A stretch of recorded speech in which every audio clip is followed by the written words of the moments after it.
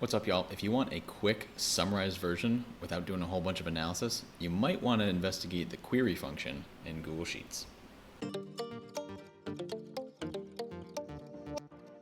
What's going on, everybody? I'm Jack Tompkins with Pineapple Consulting Firm, always trying to help the small business world become more data-driven. Today we've got a cool formula in Google Sheets called the query function.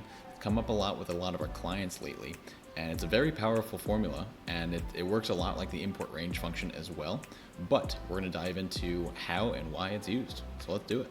Okay, so here we are in Google Sheets, and we are going to use the query function. We're just going to go through the functionality of it and a little bit of why it's cool. So we've got not a whole lot of data here, obviously, but the query function, its purpose is to summarize data quickly for you. It kind of replaces the pivot table in some ways. There's plenty of reasons to still use pivot tables, for sure, don't get me wrong there, but the query function can add a bit of really cool flexibility, especially if you're trying to impress a client or something like that.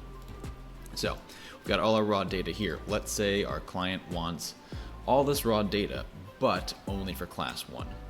Yes, technically you could go in here, create a filter for class 1, do all that stuff, or you could make a class 1 sheet. So in here, let's do query, and our data, let's just highlight everything. So all of columns A through D. And now this second portion, we need to start it with double quotes. And if you're familiar with SQL coding or anything like that, it has a bit of a similar syntax.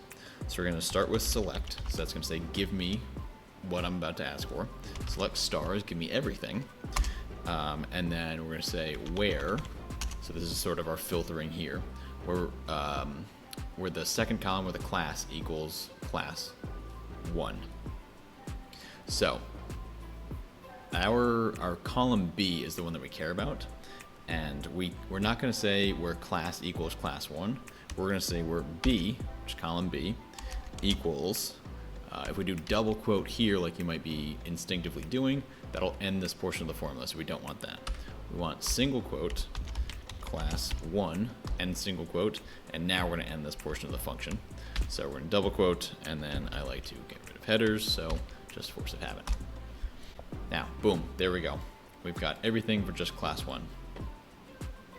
Now, what if we wanted to say, okay, cool, we want a class 1 summary for this client, right? So here's the raw data. Now we're going to do, let's actually grab basically the same thing, right? So let's cheat and just copy that. We're going to grab the average. So let's do query of this. Instead of select star, we're going to select average, AVG, of amount, which is column D, where B equals class 1. Boom, average amount, and let's just test it out for fun. 81.7. Boom. So there we go. That is the query formula. It's pretty simple, right? Once you get used to it, it is super powerful and simple. No better combo than that, right? We use this one for our clients a lot. And if you have any questions for this for your clients, or if you're doing this in your own business and you're kind of hitting a wall, feel free to reach out, please. Seriously, we love helping with anything Google-based especially, but anything in this data analytics world, because as I say at the beginning of every video, we are always trying to help small businesses become more data-driven. And I mean it, so please reach out.